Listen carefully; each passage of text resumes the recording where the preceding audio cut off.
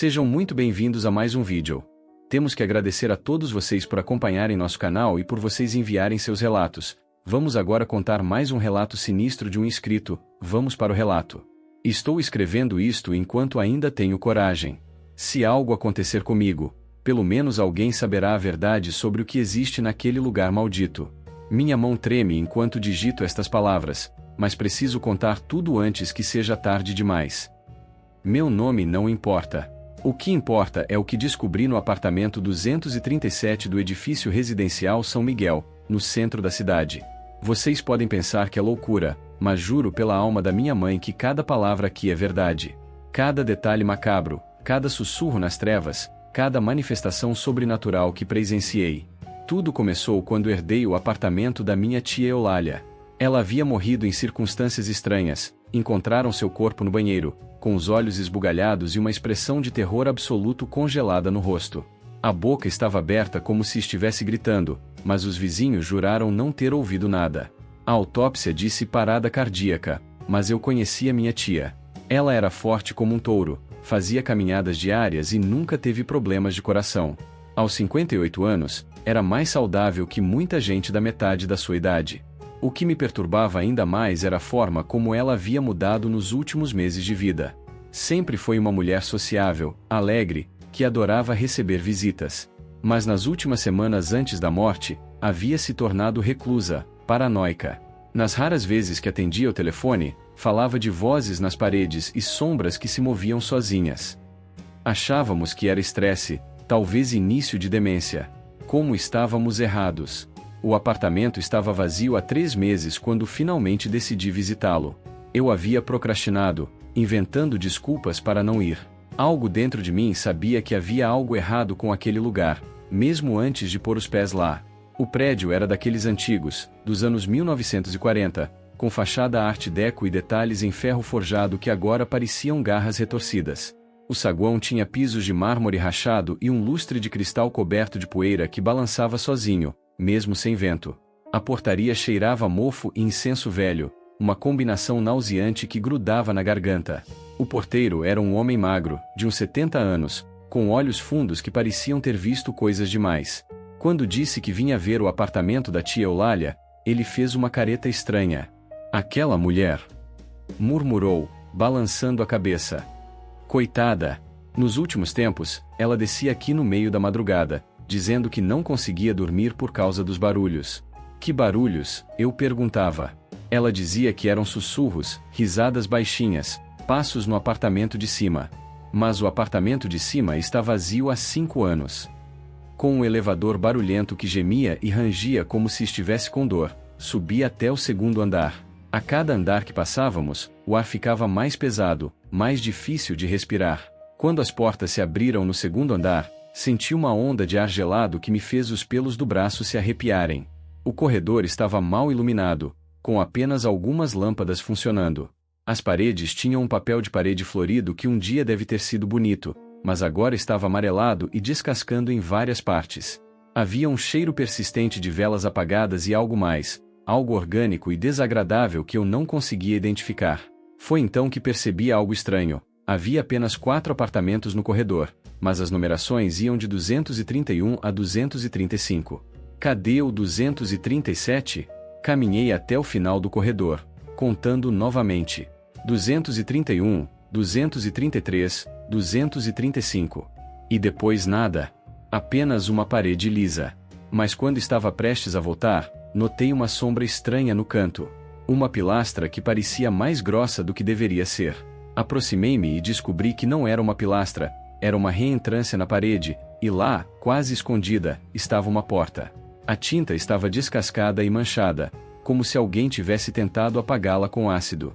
Não havia número visível, mas quando passei a mão pela madeira, senti as reentrâncias dos algarismos que um dia estiveram ali. 237. Eles haviam sido arrancados com força, deixando apenas cicatrizes na madeira.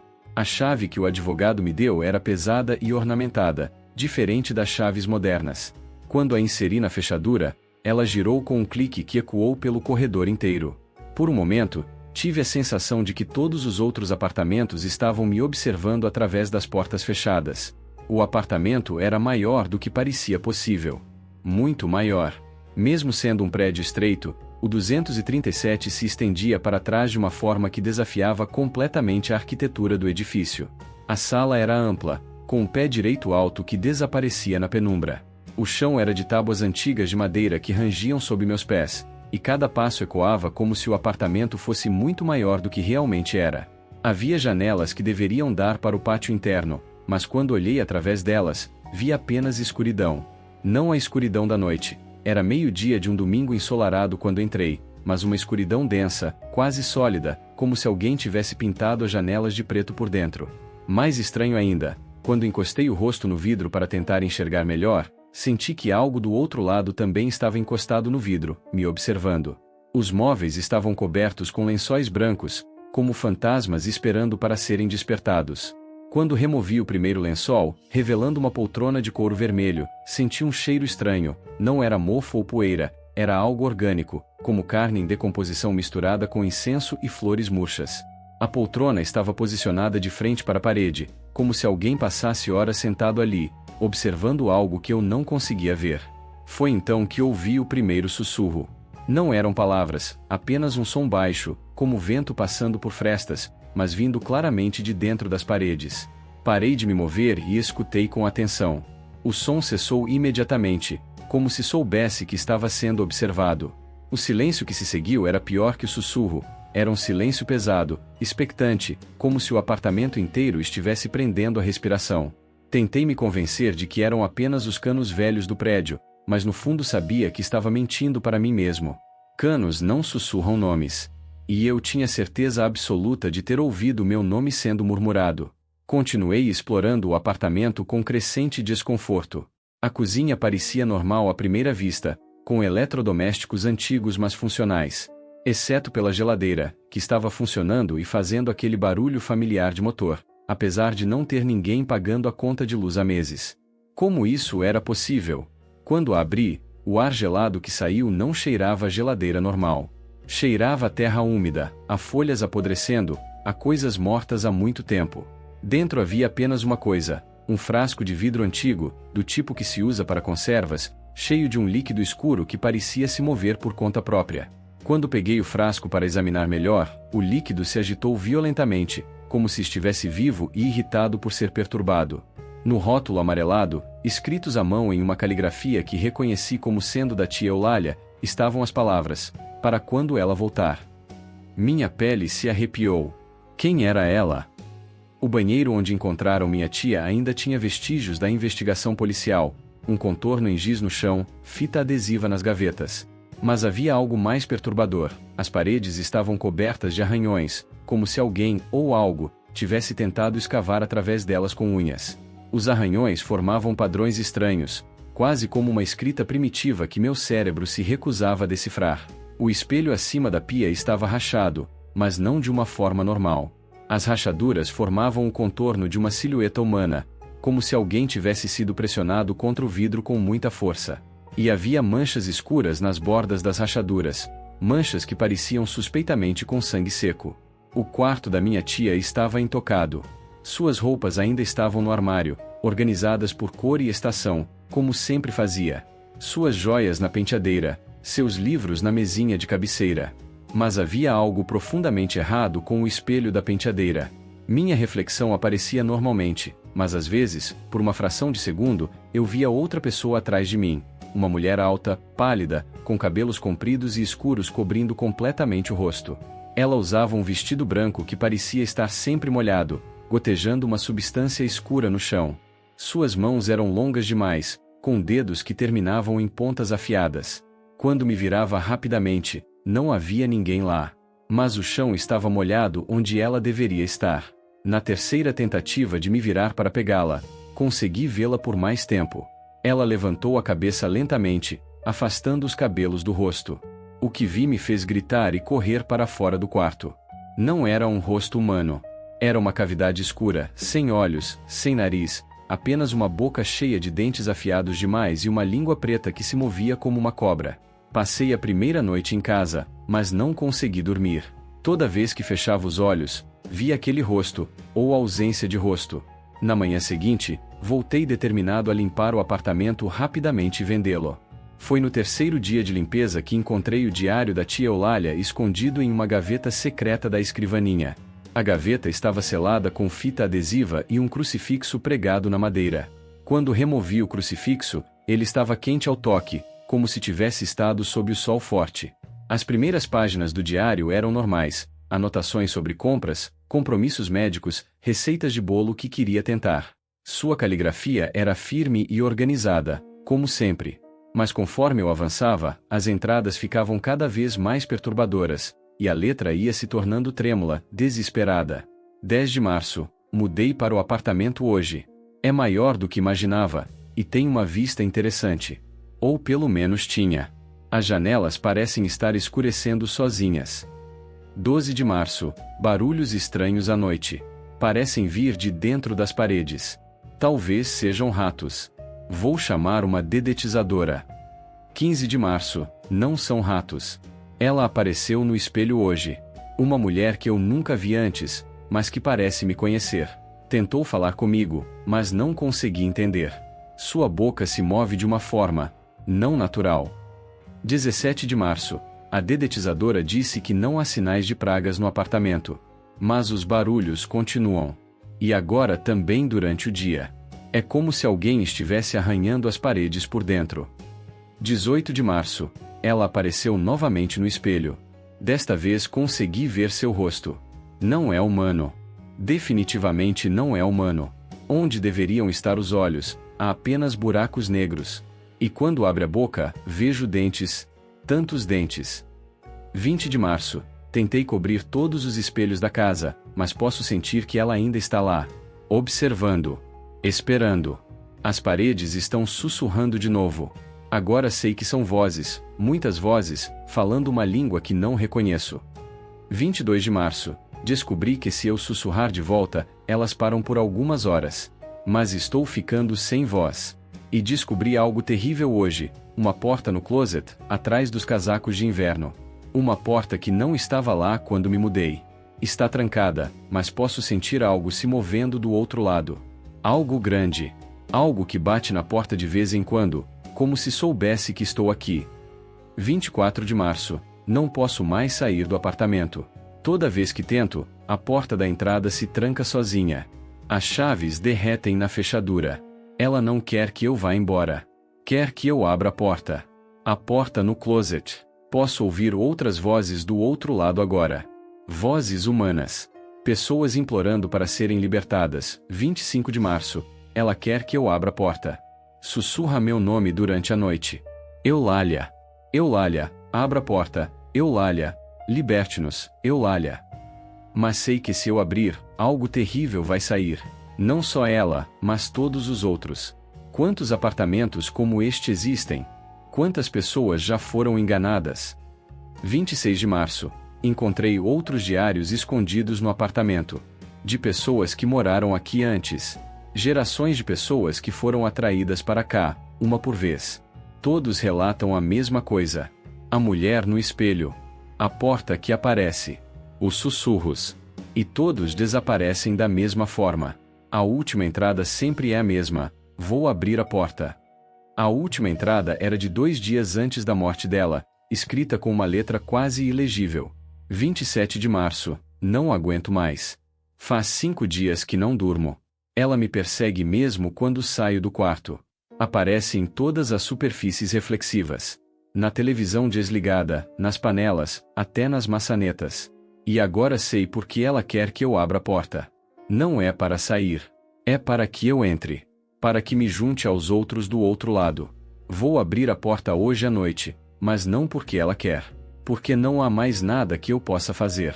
Se alguém encontrar este diário, por favor, não abram a porta. Não importa o que ela prometa. Não importa quantas vozes implorar para serem salvas. É uma armadilha. Com as mãos tremendo tanto que quase deixei o diário cair, corri para o quarto e abri o closet. Os casacos de inverno da minha tia ainda estavam lá, cheirando a naftalina e a lavanda. Mas atrás deles, impossível de não ver agora que sabia onde procurar, estava uma porta pequena, de madeira escura e antiga. A porta estava entreaberta. Do outro lado vinha um vento frio que cheirava a terra molhada, a flores podres e algo que não consigo descrever, como se a própria escuridão tivesse um odor. Mas havia algo mais no ar, vozes. Dezenas de vozes sussurrando, implorando, chorando. Vozes humanas em desespero absoluto. Foi então que ouvi meu nome. Vem, vem até nós, estamos esperando há tanto tempo. A voz era feminina, mas distorcida, como se viesse de muito longe ou de debaixo d'água. Mas logo outras vozes se juntaram. Por favor, nos ajude, ela nos mantém presos aqui. Não acredite nela, é uma armadilha, fuja enquanto pode. Abra a porta, liberte-nos, por favor. Senti uma atração irresistível, como se cordas invisíveis estivessem puxando meus pés em direção à porta. Meus músculos se moviam contra minha vontade, passo a passo me aproximando da escuridão que esperava do outro lado. Mas me lembrei das palavras da tia Eulália. E mais importante, me lembrei de uma das vozes que havia ouvido. Era a voz dela. Minha tia estava lá do outro lado, implorando para ser libertada. Usei toda a minha força de vontade para recuar, para resistir à atração sobrenatural. As vozes ficaram mais altas, mais desesperadas. Não, não vá embora. Você é nossa única esperança. Ela vai nos manter aqui para sempre se você não nos ajudar. Mas então ouvi a voz da minha tia, mais clara que as outras. Não, corra, é mentira, ela está usando nossa voz. Corra! Corri para fora do apartamento como se o inferno estivesse atrás de mim, bati a porta e desci as escadas tropeçando, quase caindo várias vezes. Minhas pernas tremiam tanto que mal conseguiam me sustentar. Quando cheguei ao térreo, o porteiro me olhou com uma expressão de horror. Meu Deus, jovem! O senhor está branco como um fantasma. O que aconteceu lá em cima? O apartamento 237. Consegui dizer, ofegante. Há quanto tempo minha tia morava lá? Quem morou lá antes dela? O porteiro franziu a testa e me olhou como se eu tivesse enlouquecido. Apartamento 237? Rapaz, não existe apartamento 237 neste prédio. Nunca existiu. Eu trabalho aqui há 30 anos e conheço cada centímetro deste lugar. Mas eu acabei de sair de lá. Tenho a chave. Mostrei a chave ornamentada. O porteiro recuou, fazendo o sinal da cruz. Onde você conseguiu isso? Essa chave? Eu já vi uma igual uma vez, há muitos anos. Pertencia a um inquilino do 6º andar que desapareceu misteriosamente. Voltei correndo para o 2º andar, o porteiro gritando atrás de mim para que eu parasse. O corredor estava exatamente como antes, mas agora eu podia ver claramente sob a luz fluorescente. As numerações iam de 231, 233, 235. E depois 239. Não havia porta entre eles. Apenas uma parede lisa, recém-pintada. Mas quando encostei a mão na parede onde deveria estar a porta, senti a madeira fria sob meus dedos. A tinta se desfez como poeira, revelando por alguns segundos o contorno da porta antes de voltar a ser parede. Passei as 3 semanas seguintes pesquisando sobre o prédio. Descobri coisas perturbadoras na biblioteca municipal e nos arquivos da prefeitura. O residencial São Miguel havia sido construído sobre um antigo hospital psiquiátrico que pegou fogo em 1923, matando 47 pacientes. Muitos dos corpos nunca foram encontrados. E havia um padrão nos registros policiais. A cada poucos anos, alguém desaparecia misteriosamente no prédio. Sempre do 2º andar. Sempre em circunstâncias inexplicáveis. Os apartamentos dos desaparecidos eram vendidos para novos inquilinos que, invariavelmente, também acabavam desaparecendo ou morrendo de forma estranha. Vendi o apartamento, ou melhor, vendi os direitos de herança, já que tecnicamente não podia vender algo que não existia oficialmente. O comprador era um jovem arquiteto que queria renovar um imóvel antigo. Tentei desencorajá-lo, falei de problemas estruturais, infiltrações, qualquer coisa. Mas ele estava decidido. O novo proprietário me ligou 3 dias depois, dizendo que encontrou uma chave estranha entre os pertences da minha tia e queria saber para que servia. A voz dele soava diferente ao telefone, distante, como se estivesse falando de muito longe. É uma chave linda, antiga, disse ele. Parece abrir algum tipo de porta especial. Você sabe onde fica essa porta? Desliguei na hora e mudei de número. Na manhã seguinte, vi a notícia no jornal. Jovem arquiteto encontrado morto em circunstâncias misteriosas no residencial São Miguel. O corpo estava no banheiro do apartamento que havia comprado, olhos esbugalhados, expressão de terror absoluto. A matéria mencionava que as paredes do apartamento estavam cobertas de arranhões estranhos, como se ele tivesse tentado cavar através delas. Era o novo proprietário. Mudei de cidade na semana seguinte, mas não adiantou. Ela me encontrou.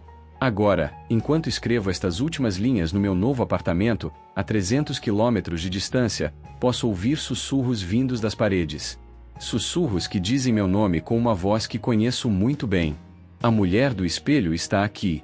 Ela está no reflexo da tela do meu computador agora, sorrindo com aquela boca cheia de dentes afiados demais. Seus cabelos molhados escorrem água escura no chão do meu quarto. E posso ouvir outras vozes também. A voz da minha tia Eulália. A voz do jovem arquiteto. Vozes de dezenas de pessoas, todas implorando para serem libertadas. Mas agora sei a verdade.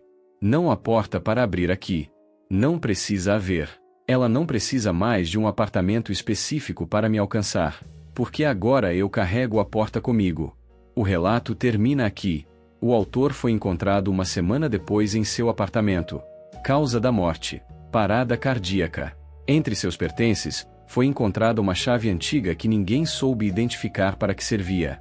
As paredes do apartamento estavam cobertas de arranhões, e todos os espelhos haviam sido quebrados por dentro, como se algo tivesse tentado sair através deles. O apartamento 237 do residencial São Miguel foi oficialmente selado pela prefeitura após o 5º desaparecimento em 30 anos. Mas os registros mostram que, misteriosamente, ainda há alguém pagando as contas de luz e gás do apartamento inexistente. Nossa gente, que relato incrível! Fiquei sem palavras para fazer um comentário. Conta pra gente o que você achou dessa história. Obrigado.